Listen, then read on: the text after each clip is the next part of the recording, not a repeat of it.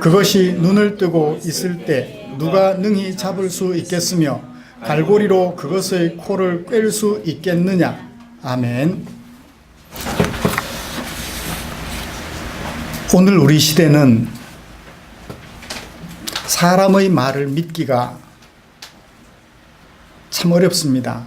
왜냐하면 거짓을 진실인 것처럼 포장하여 하는 말들이 우리가 살아가는 공간 속에 너무 많이 떠돌아다니기 때문입니다. 그러나 하나님의 말씀은 영원한 진리이며 진실입니다. 그러므로 하나님의 말씀이라면 앞도 뒤도 한 번도 두 번도 생각할 필요 없이 그냥 받아들이셔도 틀림이 없는 줄 믿습니다. 왜냐하면 하나님은 진리요 진실 그 자체이시기 때문입니다. 말씀을 알지 못하면서도 하나님이 진리시기 때문에 그 말씀을 그냥 믿는 것 참 좋습니다. 그렇지만 의심과 질문 그리고 그 질문에 대하여 응답받고 그 응답에 대하여 느낌을 가져 내가 머리로 온전히 동의하게 되어서 하나님을 믿는 것, 그것 또한 매우 소중한 것입니다. 도마의 경우가 그러했죠. 예수님 부활하셨어요. 다른 제자들이 다 믿었습니다. 보지 않아도 믿었어요. 물론 베드로는 봤지만 도마는 보지를 못했어요. 그래서 예수님이 찾아오셨을 때 믿을 수 없다고 얘기를 했고 예수님은 도마의 손을 잡고 못자국을 보여주며 창자국을 보여주었죠. 그제서야 도마가 믿었습니다. 그때 예수님께서 말씀하시기를 보고 믿는 자보다 보지 않고 믿는 자가 복되다. 그 말씀 속에는 보지 않고 믿는 자, 예수님은 진리이시니까 보지 않고 믿는 자도 복되지만 보고 믿는 것도 나쁜 것은 아니라는 얘기, 그것도 좋다는 얘기입니다. 무조건 믿음 혹은 어떤 의문과 질문의 과정을 통한 믿음, 그 어떤 것이든지 온전한 믿음의 자리에 서고자 하는 우리를 위하여 하나님께서는 오늘 욥기 40장 1절부터 24절까지 말씀을 주셨습니다. 저는 이 본문을 가지고 욥을 찾아주신 하나님이라는 제목으로 설교하고자 합니다. 껑충 뛰었기 때문에 본문의 구조와 배경에 대한 이야기를 좀 하고 설교 방향을 여러분들에게 제시한 다음 말씀을 진행해 가도록 하겠습니다. 38장부터 하나님께서 욥에게 찾아오셨습니다. 그리고 욥에게 말씀을 시작하셨죠.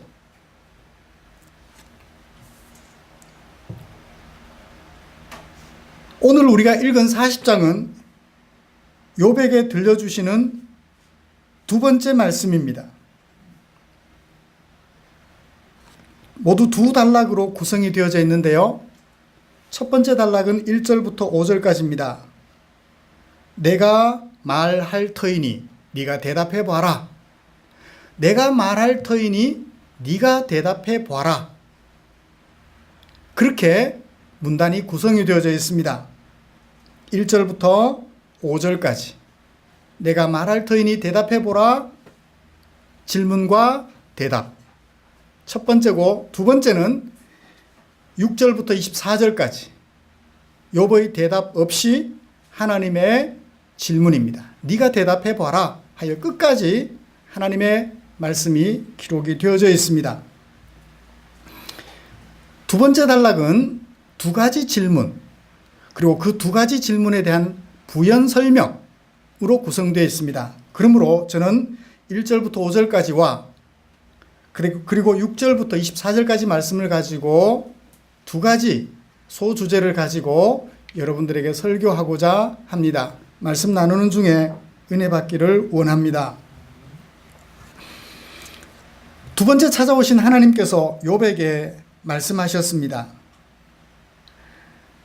트집 잡는 자가 전능자와 다투겠느냐?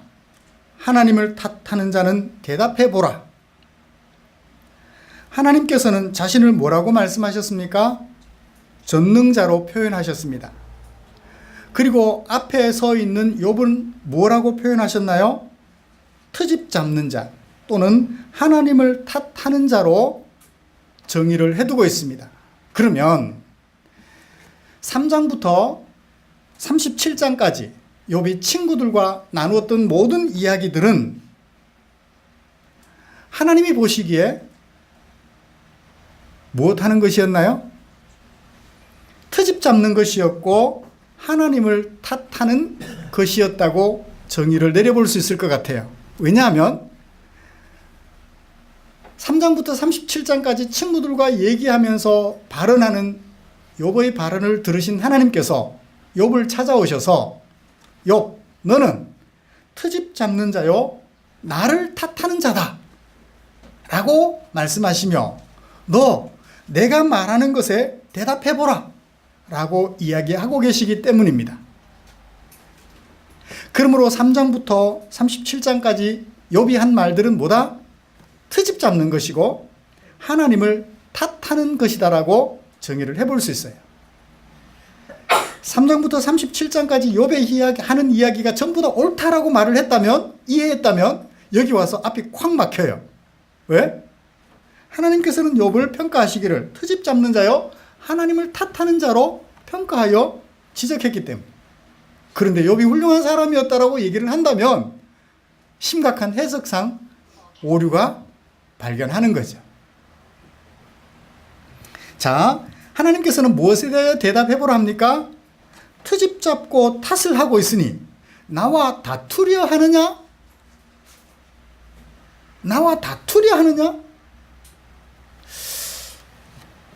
그때 욥이 하는 말을 우리 살펴봅시다. 일단은 자세를 낮추는 것 같아요. 뭐라고 말합니까? 3절 나는 비천합니다. 보십시오. 나는 비천합니다. 뭐도 없어졌어요? 재산도 없어지고 뭐도 없어졌어요? 자식들도 없어졌어요. 뭐도 없어졌어요? 종들도 없어졌어요. 아내조차 곁에 있기는 하지만 하나님 저주하고 죽어버려라 말할 정도로 아내와의 거리가 멀어져 버렸습니다. 친구들이라고 와서 격려나 위로는 못해주고 노다지 네가 잘못했다. 그러니까 연기가 나지. 그렇게 질책합니다. 그래서 스스로 생각하기를 나는 비천합니다. 무엇이라고 주께 대답하겠습니까? 손으로 내 입을 가리고 뭐 하겠다는 얘기예요? 말 안 하겠다는 얘기죠? 손으로 내 입을 가릴 뿐이로소이다. 겸손한 것 같아요? 겸손 안 한 것 같아요?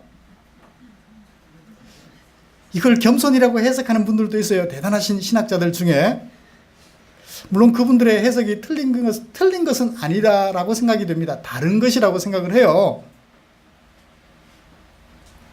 과연 그게 겸손의 모습일지 그 다음 보십시다.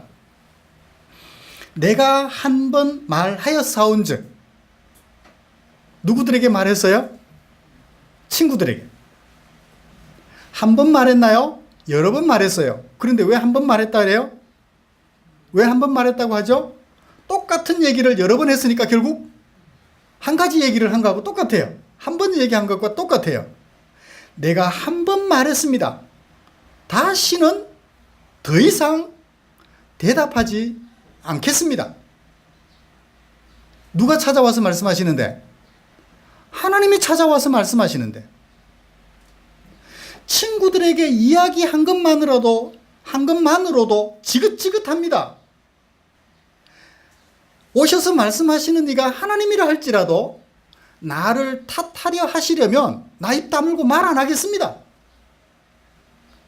찾아와서 말씀해 주시는 하나님을 욥은 누구처럼 생각해요?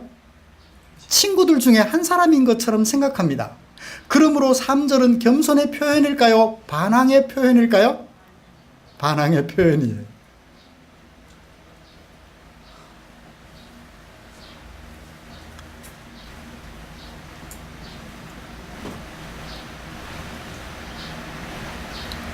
반항의 표현. 나는 비천합니다는 게 진짜 존귀한 사람 앞에 자기가 비천해서 비천합니다 하는 것과 더 이상 말하기 싫어서 나 비천한 자이니 나에게 더 이상 상종하지 마십시오. 나에게 관심 가지지 마십시오. 관심 끊으십시오. 라는 뜻으로 비천합니다. 라고 역설적으로 표현하는 거죠. 당신도 똑같이 내게 아니 땐 꿀뚝에 연기가 나려하며 네가 잘못했으니까 그런 재난을 당했지 라고 말씀하신다면 나 입 다물겠습니다. 욥은 계속해서 무엇을 주장하고 있나요? 첫 번째 대화에서 찾아오신 하나님께서 두 번째 찾아오셔가지고 두 번째 들려주시는 말씀 앞에서 욥은 어떤 반응을 보이고 있나요? 여전히 친구들 앞에서 주장했던 것처럼 자신의 의로움을 주장하고 있는 거죠. 나 이런 사람이에요. 또 뭐라고 말하겠습니까? 이제 입 다물겠습니다. 여러분, 우리 살아가면서 그런 경우들을 참 많이 경험합니다. 그렇죠? 내가 뭐 그리 잘못한 게 많아서 내가 이런 어려움을 당해야 합니까? 내가 뭐 그리 잘못한 게 많아서. 조금 더 겸손한 사람들은 뭐라고 말해요? 어려움을 당하였을 때 내가 죄가 많아서 그렇지요. 자기 비하를 해요. 욥은 자기 비하보다는 조금 더 높여서 자기 존중을 하고 있어요. 내가 잘못한 게 뭐 있습니까? 그분이 하나님일지라도 친구들과 똑같은 얘기한다면 나 입 다물어 버리겠습니다. 왜 그렇게 해석할 수 있는지는 6절 이하에 하나님께서 욥에게 다시 질문하시는 것을 들어보면 이해할 수 있어요. 네가 내 공의를 부인하려느냐? 내가 지금 너의 부족함을 지적하려고 하는데 그런 나를 뭐하려 하느냐? 부인하려 하느냐? 무엇으로? 네가 의롭다고 말함으로 네가 부족하다라는 것을 말하는 나를 불의하다 말을 하느냐라고 또다시 질문하시기 때문에 앞의 질문을 반항으로 이해할 수 있어요. 이쯤에서 정리를 해놓고 우리 생활 속으로 돌아와 보죠. 사랑하는 성도 여러분, 우리도 욥처럼 그렇게 심각한 재난은 아닐지라도 간간히 어려움들을 당해요. 그죠? 연세 드셔서 느지막하니 질병이 찾아와서 어려움에 처했어요. 하나님, 제가 그동안 신앙생활도 잘했고 교회생활도 잘했고 뭐 부족한 것이 있습니까?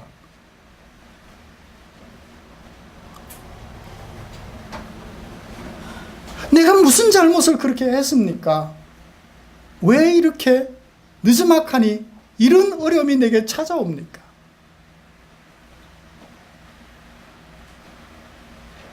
자신의 의를 주장하며 하나님을 탓하고 하나님 앞에 불평할 수 있어요.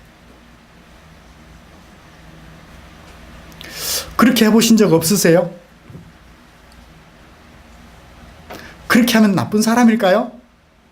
아니에요. 성장해가는 과정입니다. 성장해가는 과정이에요. 그렇게 하십시오. 아무도 표정이 밝아지질 않으시네.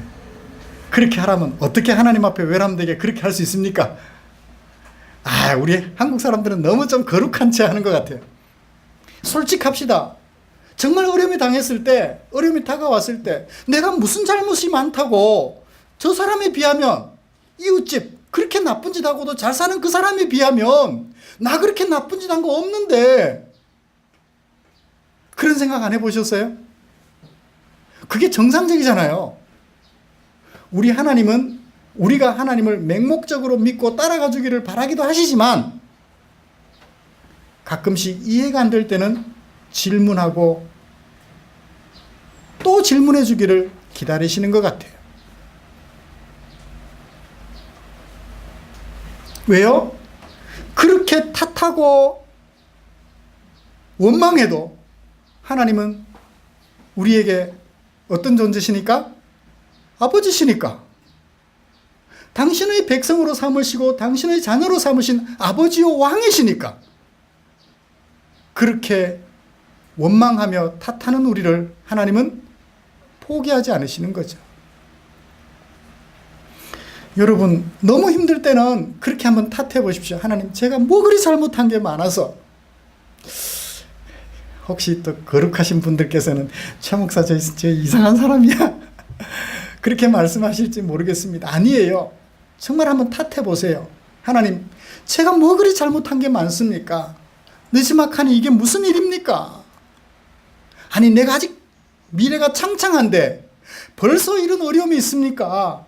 내가 무슨 잘못이 많아서, 내가 살면 얼마나 살았다고, 잘못하면 얼마나 많이 잘못했다고, 그죠? 80년 동안 70년 동안 살면서 잘못한 게 많겠습니까? 이제 20년 동안 살면서 잘못한 게 많겠습니까? 젊은 사람은 젊은 사람들대로, 연세가 드신 분들은 연세 드신 분들대로 내가 뭐 그리 잘못한 게 많아서 이해가 잘 안 될 때는 하나님께 그렇게 탓을 해보십시오.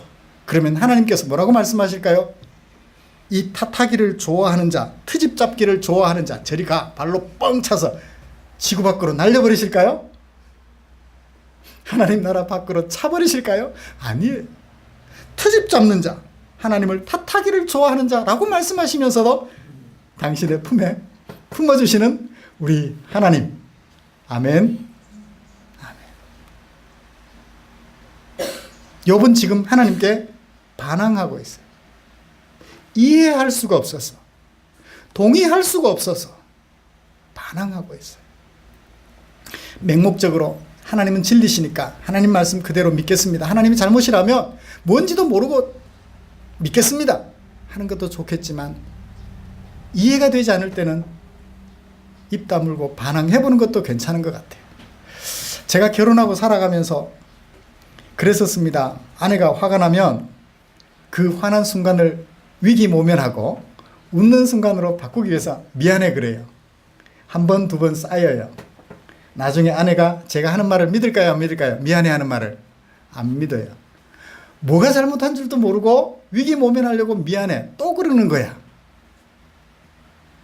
전에는 하루 정도 지나면 잊어버렸다면 이제는 사흘 나흘 가도 안 잊어버리는 거예요. 더 이상 대화가 안 되고 답답해져요. 그때 아내에게 물었어요. 그래, 당신이 힘들었으면 내가 뭘 잘못했는지, 당신 기분을 상하게 했는지 얘기를 좀 해줘. 내가 이해가 안 되니까, 내가 알지 못하니까 얘기를 좀 해줘. 그랬더니 그 다음부터 얘기를 해줘요. 그게 남자와 여자의 차이인가 봐요.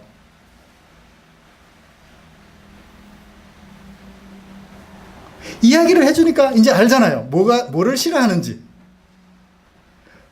틀린 것은 별로 없거든요. 달라서 그렇지. 아내가 좋아하는 것과 제가 좋아하는 것이 달라서 그렇지. 그래서 이제 들어보니까 그 정도는 뭐 할 수 있겠어요. 그렇게 해서 하나씩 하나씩 고쳐가며 미안하다, 미안합니다 라고 이야기를 하면서 대화를 진행해 가니까 오늘날에 행복이 있는 것 같아요. 우리 하나님 앞에서도 마찬가지인 것 같습니다. 하나님께 무조건 제가 잘못했습니다, 어려움 당하면 내가 죄가 많아서 그렇지요, 뭐 그렇게 하는 것도 좋겠지만, 하나님 제가 뭘 잘못했는지 잘 모르겠습니다. 제가 지금부터는 입을 다물 테니 하나님 제가 잘못한 것이 있다면 깨우쳐 주십시오. 그렇게 하나님 앞에 반항적인 투로 이야기를 해도 우리 하나님은 아버지시니까 괜찮은 것 같아요. 그러므로 저도 이 욥기를 뒷배경으로 삼아서 여러분들에게 말씀을 드리겠습니다. 이해가 되지 않고 답답하시거든 가끔씩은 하나님께도 반항 좀 해보십시오. 하나님께 탓을 해보십시오. 하나님께 트집을 좀 잡아보십시오. 내가 뭐 잘못한 게 그리 많아서 나를 이 모양 이 꼴로 만들어 주셨습니까? 그래도 아멘이라고 말씀하시는 분들이 없네요. 하나님께 그렇게 말씀하시는 게 좀 두렵죠? 왜냐하면 한국 사람들은 예의가 바른 사람들이라 그저 예 하는데 익숙해져 있어서 괜찮습니다. 하나님 아버지신데요, 뭐 어때요? 한 가지 얘기만 더 할까요? 우리 김보경 집사님 집에 가 있었더니 어떤 할아버지께서 오셨어요. 그 할아버지께서 하시는 말씀이, 오늘 또 아들이 온다 하면 아들이 왜 오는지 안대요. 궁하니까 찾아온대요. 그러면 밥 한 떼기 팔아서 준대요. 그렇죠? 아버지니까. 물론 그게 아버지가 자식을 버릇 나쁘게 하는 경우가 될 수도 있겠습니다만 그렇잖아요. 하나님 앞에 투정해보고 하나님 앞에 트집을 잡아보는 것, 하나님을 탓해보는 것 크게 나쁜 거 아닌 것 같아요. 그런 과정들을 거쳐서 하나님에게 더 가까이 나아갈 수 있고 아버지와 친밀한 관계를 유지할 수만 있다면 그것도 나쁜 것은 아닌 것 같습니다. 그래요. 그 다음 두 번째로 하나님께서 다그쳐 말씀하십니다. 그때에 언제? 그때에 언제? 욥이 하나님 앞에 반항할 때. 예? 그쵸? 입 다물겠습니다. 더 이상 대답하지 않겠습니다. 라며 반항할 때 누가? 욥이. 하나님께서 욥에게 말씀하십니다. 너는 대장부처럼 허리를 질끈 동여 내가 네게 묻겠으니 대장부처럼 허리를 질끈 동여매고 용기를 내서 내게 대답해봐라. 대답해보라 하신 후에 두 가지 질문을 던집니다. 네가 내 공의를 부인하려느냐? 이제 입 다물고 말 안 하겠다 하니까 무엇이 잘못인지를 얘기를 해주셔야 될 거 아니에요. 두 가지 욥의 잘못을 지적하며 질문하시면서 그 질문에 대하여 대답해보라 라고 말씀하시는 거죠. 첫 번째 질문, 네가 내 공의를 부인하려느냐? 무엇으로? 네가 지금까지 친구들하고 하는 얘기를 들어보니까 너의 무엇을 주장했다? 의로운 행위를 주장했다. 너의 그 의로운 행위 때문에 나의 공의를 부인하느냐? 네가 의로우면 얼마나 의로우냐? 대답해보라는 거예요. 두 번째, 네가 하나님처럼 능력이 있느냐? 네가 나처럼 능력이 있느냐? 하나님처럼 천둥소리 낼 수 있어? 네 능력이 얼마인지 보여주라. 하나님께서 질문을 하셨는데 질문이 너무 간단해요. 제가 조금은 살을 붙였지만 질문이 너무 간단해요. 그래서 10절부터 24절까지 두 가지 질문에 대하여 부연 설명을 해줘요. 이런 질문이다 라고 해주십니다. 뭔가요? 10절부터 14절까지 14절 결론부터 볼까요? 그리하면 네가 너의 의로움을 증명해 보여주면 내 공의를 무시할 정도로 내 공의를 이길 정도로 너의 의로움을 보여주면 내 오른손이 너를 구원할 수 있다고 내가 인정해 줄게. 너의 의가 나의 공의와 버금가니 너의 그 의로움으로 너를 구원할 수 있다고 내가 인정해 줄게.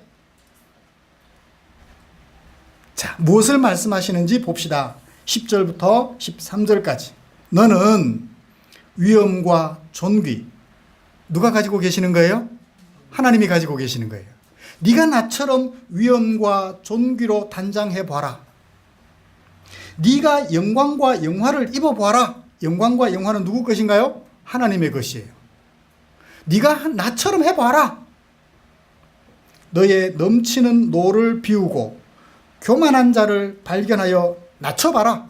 네가 모든 자들보다 교만하지 않다는 것 한번 드러내봐라.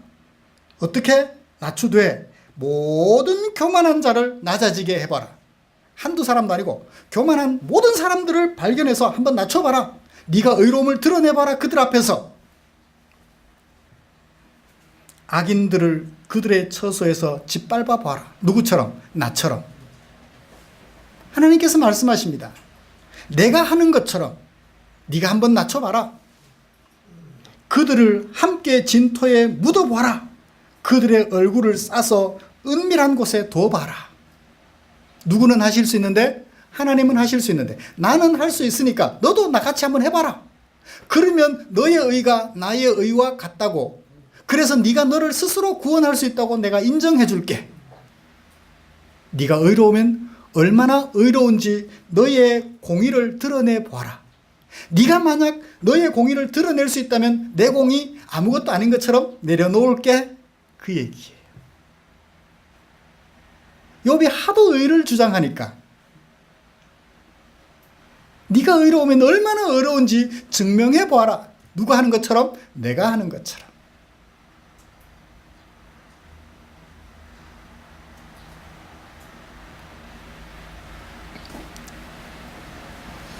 이제 첫 번째 우리가 반항했던 것에서 약간 마음이 찔립니다. 그죠?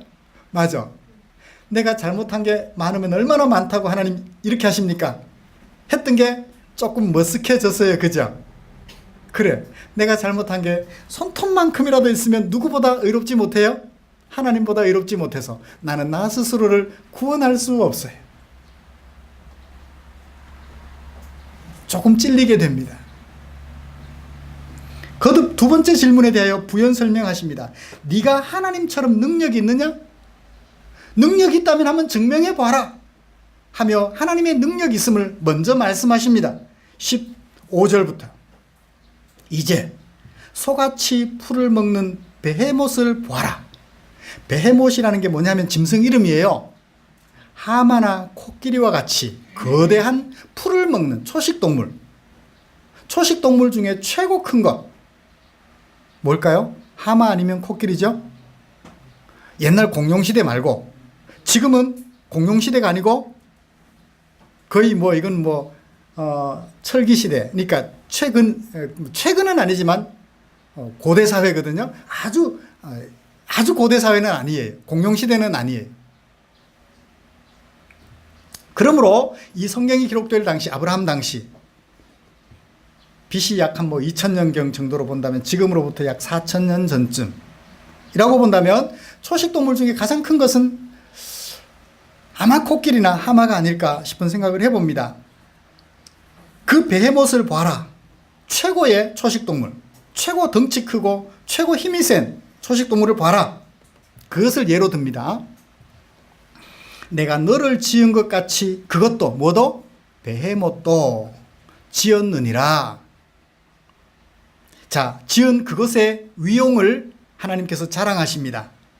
그것의 힘은, 무엇의 힘은?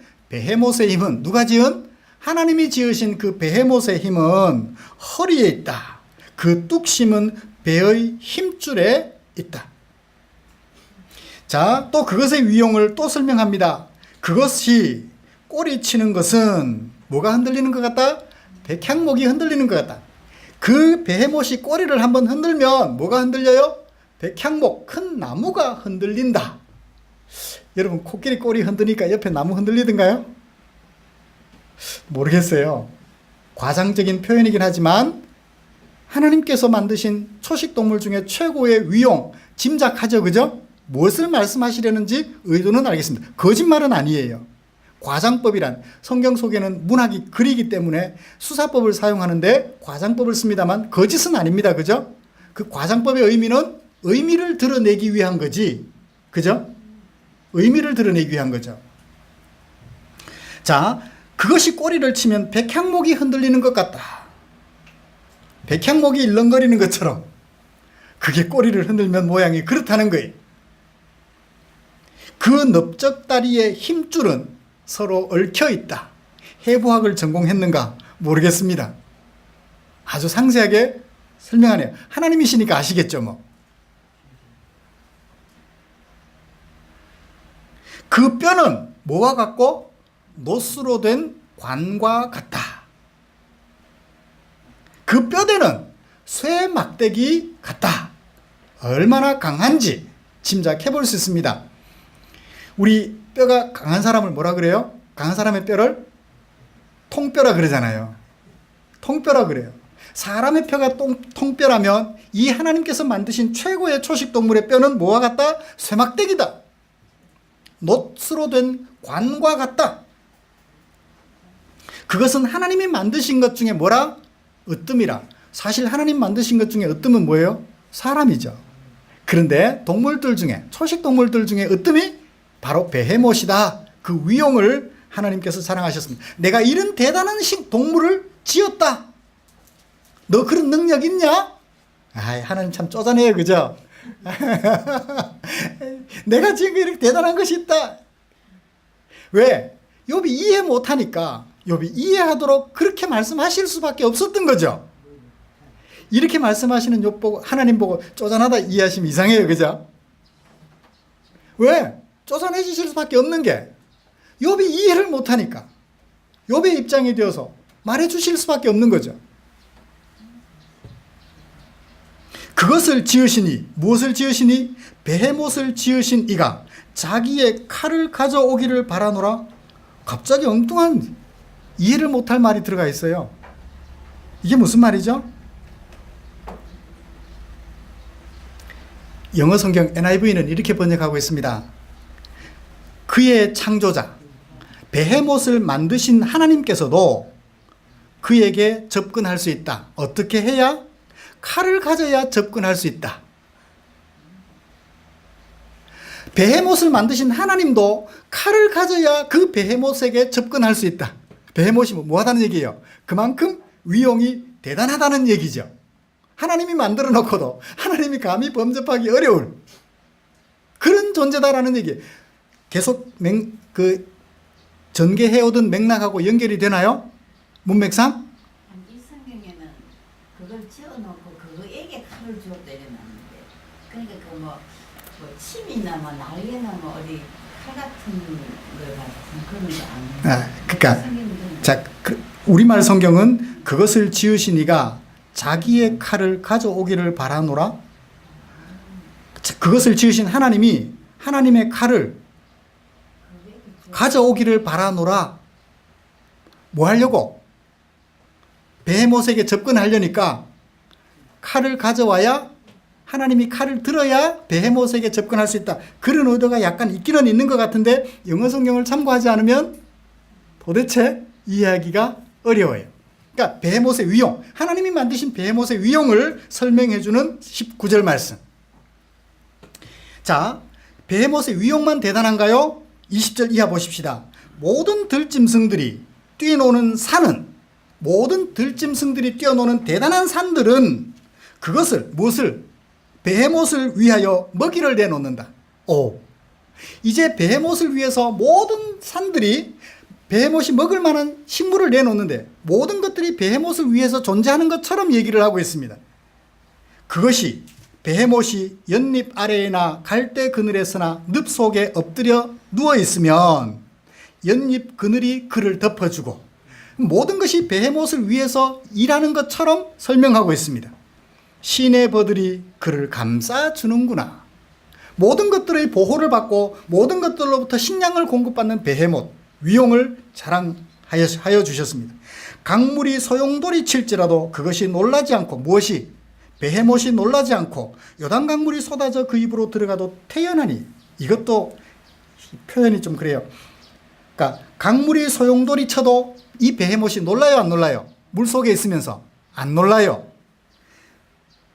요단강물이 쏟아져서 그 입으로 막 쏟아져 들어가도 그 베헤못이 놀라요, 안 놀라요? 안 놀라고 태연해요. 같은 얘기를 두 번 반복했습니다. 무슨 얘기인가요? 어떤 위험한 상황 앞에서도 이 베헤못은 놀라 자빠지지 않는다는 거예요. 자, 지금까지 한 얘기 뭔가요? 하나님이 지으신 베헤못은 대단하며 그 대단한 것을 위하여 다른 지어진 것들이 모두 동원된다. 결론, 그것이 눈을 뜨고 있을 때, 무엇이? 베헤못이 눈 뜨고 있을 때 누가 능히 그 베헤못을 잡을 수 있겠으며 누가 능히 갈고리로 그 베헤못의 코를 꿰를 수 있겠느냐. 베헤못의 위용에 대한 결론, 이런 베헤못 누가 만들었어요? 하나님이 만드셨어요. 욥, 봐라, 네가 이것 만든 능력이 있니? 있어요, 없어요? 없어요. 욥이 그만큼 하나님만큼 의로워요? 자기를 구원할 수 있을 만큼 의롭지 못해요. 자기가 의롭다고, 자기가 대단한 능력이 있는 사람이라고 그동안 변명해 왔어요. 그렇죠? 내가 나쁜 짓 한 거 없다. 가난한 자, 고아 보고 내가 그냥 지나친 적이 없다. 의로움을 강조했어요. 자신의 능력을 강조했습니다. 무엇을 하면서? 성문 위에 앉아서 사람들이 사건을 가지고 찾아오면 그 사건을 해결해 주는 능력, 명성, 사회적 명성, 이런 것들을 자랑했습니다. 그런 욥에게 하나님께서 내가 의로우니까 나 입 다물겠습니다 반항하는 욥에게 하나님께서 내가 말할 테니 대답해봐라. 너의 의로움이 나보다 크냐? 너의 능력이, 너의 명성이 나보다 크냐? 아주 세밀하게 부연하여 질문하며 욥을 깨닫게 해 주십니다. 욥이 자기 잘못 알까요? 모를까요? 친구들은 욥을 깨닫게 해주지 못하는데 하나님은 욥이 무릎 꿇게 고개를 숙일 수밖에 없도록 만들어 가시는 과정 중에 있어요. 아직까지 욥이 깨닫지 못합니다. 아직까지 욥이 하나님 앞에 항복하고 반항의 꼬리를 내리고 항복하지는 않습니다. 다만 하나님께서 욥을 머리 숙이는 사람이 되도록 만들어가는 과정 속에 있는데 그 만들어가시는 과정이 어때요? 먼저 뭉뚱그려 제목과 같은 질문을 던져놓고 그 질문조차도 이해하지 못했을까 싶어서 예를 들어 상세하게 설명을 해주셨어요. 우리 하나님은 이런 하나님이세요. 사랑하는 성도 여러분. 어때요? 설명하는 과정은 좀 어려웠지만 설명을 쭉 듣고 나니까 본문 속에 담겨있는 하나님의 마음이 우리에게 물밀듯이 파도가 밀려오듯이 밀려와요. 보통 우리 아버지들 어때요? 윽박지르기를 좋아하죠. 야 이놈아! 설명이 없어요. 그런데 우리 하나님은 자세하게 이해할 수 있도록 자세하게 설명해주는 아주 친절하신, 금자씨가 아니라 친절하신 하나님이시 우리 아버지세요. 이 하나님을 바라보고 때로는 반항도 하면서 반항해도 끝까지 반항하지 마시고 깨닫게 해주실, 친절하게 찾아오셔서 깨닫게 해주실 하나님을 생각하면서 반항하는, 그래서 한 걸음 더 성숙해가는 저와 여러분들 되시기를 주님의 이름으로 축복합니다. 기도하겠습니다. 하나님 아버지, 욥이 자기 의로움을 주장하고 자신의 능력을 자랑하며 자신의 명성을 자랑할 때 그런 욥을 포기하지 않으시고 찾아가셔서 다독거려 주시며 깨달을 수 있도록 질문도 던져주시며 설명도 해주시며 다정하셨던 하나님을 묵상했습니다. 하나님 아버지, 우리 이 세상 살아가는 동안 재난을 당했을 때나 기쁜 일이 있을 때나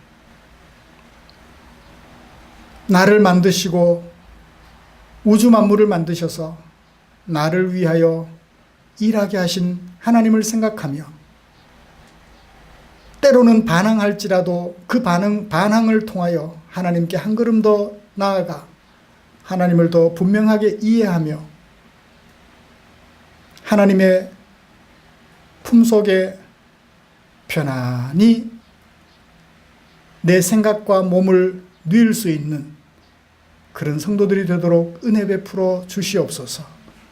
예수님의 이름으로 기도드립니다. 아멘.